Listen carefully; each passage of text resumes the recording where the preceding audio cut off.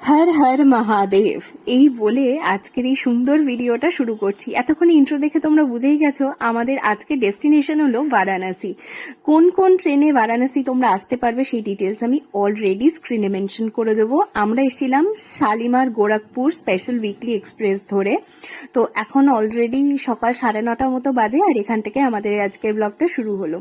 আর এই হলো ভীষণই সুন্দর বারাণসী স্টেশন। তো স্টেশনের বাইরে থেকে তোমরা ক্যাব, অটো এবং প্রি বুকিং অটো নিয়েও তোমরা কিন্তু তোমাদের ডেস্টিনেশন মানে হোটেলে তোমরা যেতে পারো। আর যদি আমাদের মতো বুকিং না থাকে সেক্ষেত্রে তোমরা অটোওয়ালা দাদারাও দাঁড়িয়েই থাকবে, সেখানে ওদেরকে 100 থেকে 150 টাকা দিলেই ওরা কিন্তু একেবারে তোমাকে অনেকগুলো হোটেল দেখাবে, তার মধ্যে থেকে তোমরা পছন্দ করে নিজেদের একটা হোটেল চুজ করতে পারো। আমরা যে জায়গাটা চুজ করেছিলাম সেটা হলো হরিশ্চন্দ্র ঘাটের একদম কাছে। এই ঘাটটি অতি প্রাচীন এবং বলা হয় মহারাজ হরিশ্চন্দ্র এখানে নাকি একদা ডোমের কাজ করতেন এবং সেখানে তুষ্ট হয়ে ভগবান কিন্তু তাকে তার রাজ্য এবং মৃত পুত্রকেও ফিরিয়ে দিয়েছিল। তাই এই ঘাটের মাহাত্ম্য অনেক এবং লোকাল লোকেদের মুখে শুনলাম এই ঘাটেই নাকি একমাত্র ভগবান ব্রহ্মা 4 বার নাকি এসেছিলেন এবং এই ঘাটটি ভীষণ সুন্দর এবং এখানে মৃতদেহ পোড়ানো হয় এবং এখানে যাতে শরণার্থীরা বসতে পারেন, দাঁড়াতে পারেন, গঙ্গার ভিউ দেখতে পারেন সেই সবেরও কিন্তু ব্যবস্থা করা আছে। সকালে পৌঁছেই আমরা কিন্তু আগে গঙ্গার ঘাট মা গঙ্গাকে কিন্তু দর্শন করতে বেরিয়ে পড়েছিলাম। যেহেতু প্রচন্ড রোদ ছিল তাই বেশি এরপর এই রোদের জন্য আমরা যেহেতু ঘোরা কন্টিনিউ করতে পারিনি তাই ডিসাইড করেছিলাম বিকেলবেলা আমরা যাব এবং বিকেলবেলা আমরা হাঁটতে হাঁটতে প্রায় 40-45 মিনিট সমস্ত ঘাট হাঁটতে হাঁটতে আমরা দশাশ্বমেধ ঘাট পর্যন্ত গেছিলাম হরিশ্চন্দ্র ঘাট থেকে। আর এই হলো সেই ফেমাস দশাশ্বমেধ ঘাট যেখানে বেনারসে একদম পৃথিবী বিখ্যাত যে গঙ্গা আরতি হয় সেই আরতি কিন্তু হয়।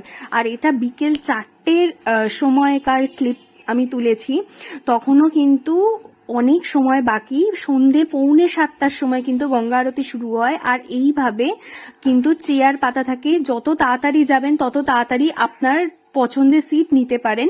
এই চেয়ারগুলো সামনের যে খাটিয়াগুলো আছে মানে যে বসার খাটগুলো সেগুলো কিন্তু আই থিঙ্ক ভিআইপি প্রবেশ, ওখানে কিন্তু সাধারণ মানুষদের বসতে দিচ্ছিল না। এছাড়া চাইলে সাধারণ মানুষ ওইখানে নিচে নৌকোর ব্যবস্থা আছে, নিচে ঘাটে সিঁড়ির ব্যবস্থা আছে, সেখানে বসেও কিন্তু গঙ্গা আরতি দেখতে পারেন।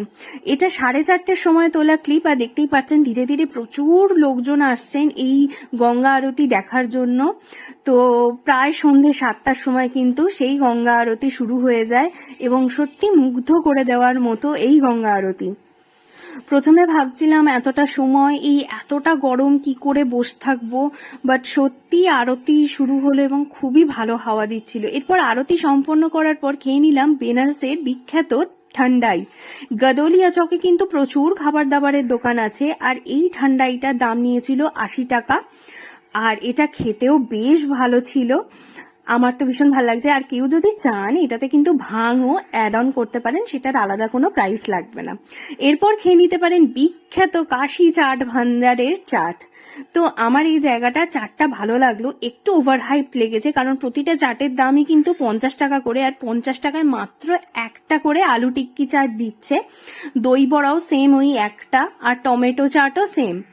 তো কোয়ান্টিটি ভীষণই কম কিন্তু কোয়ালিটি অ্যান্ড টেস্ট ভীষণই ভালো, একবার তো ট্রাই করাই উচিত। এই আলু টিক্কিটা আমি নিয়েছিলাম, সত্যি এদের চাটনি ওপরে একটা ছোট ছোট নিমকির মতো কিছু দিয়েছিল, খুবই ভালো ছিল।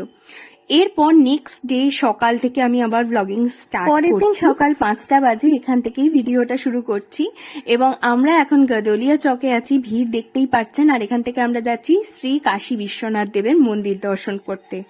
ভেতরে ফোন এবং জুতো জমা ছিল তাই কোনো রকম ভিডিও করতে পারিনি। আর এই হলো সেই ঐতিহাসিক ঘাট যেখানে বলা হয় যখন মহাদেব সতীর দেহ নিয়ে মহাপ্রলয় করছিলেন তখন বিষ্ণু তার দেহ 51টি খণ্ড করে দেন এবং এই 51টি খণ্ড করার পর মহাদেব শান্ত হন এবং বলা হয় এখানেই মহাদেব তারপর স্নান করে এই দ্বার দিয়েই মন্দিরে প্রবেশ করেছিলেন। বেনারস অতি প্রাচীন একটি শহর, বলা হয় শিবের বয়স যত বেনারস প্রাচীন তত। পুজো দেওয়ার জন্য আপনারা কিন্তু এখানে শুভম দর্শন, মঙ্গল আরতির জন্য যে অনলাইন টিকিট ব্যবস্থা সেই সব করতে পারেন। যদি অনলাইনে না করেন তাহলে কিন্তু মন্দিরের ঠিক অপোজিটে ওদের এই অফিস আছে, এখানে গিয়ে কিন্তু কথা বলতে পারেন এবং প্রসাদও এখান থেকেই আপনারা পেতে পারেন। বুকিং কি করে অনলাইনে করবেন এবং কত কি খরচ পড়বে সমস্ত কিছু কিন্তু আমি স্ক্রিনে মেনশন করে দিয়েছি। অবশ্যই কিন্তু ভিডিওটা ইনফরমেটিভ লাগলে অবশ্যই কিন্তু সাবস্ক্রাইব করে দেবেন এবং একটা লাইক করে যাবেন। আর কেমন লাগলো ভিডিওটা অবশ্যই জানাবেন। মন্দিরে ফেরার পথে যে মন্দিরটা দর্শন করবেন সেটা হলো খিচুড়ি বাবার মন্দির, এবং এখানে কিন্তু সারা দিন এই এত বড় মেশিনে অভুক্তদের জন্য কিন্তু খিচুড়ি বানানো হয়। সারা দিন আপনি এখানে গেলে কিন্তু পরের গন্তব্য হলো বাবা কাল ভৈরবের মন্দির। এই মন্দিরটাও কিন্তু অবশ্যই ভাবে দর্শন করবেন। বলা হয় যে এই মন্দির দর্শন ছাড়া কিন্তু কাশী বিশ্বনাথের দর্শন অসম্পূর্ণ থেকে যায়। আর লাস্টে খাই কে পান বানারস ওয়ালা খুল যায় বন্ধ কল। বেনারসে গেলে আরো একটা জিনিস যেটা মিস করবেন না, সেটা হচ্ছে এখানকার নৌকো বিহার। নৌকোর ভাড়া এক্ষেত্রে বলে দিই, যদি আপনারা প্রাইভেট নেন 2 জন বা 3 জনের জন্য সেক্ষেত্রে 1500 থেকে 2000 টাকা, বা বার্গেন করলে 1200 টাকাও হতে পারে, এর থেকে কম হয় না। আর নয়তো যদি স্পিড বোট বা যেটা শেয়ারে যেতে চান সেখানে জনপ্রতি 200 থেকে 300 টাকা পড়ে। এরপর ঘুরে দেখতে পারেন সারনাথ।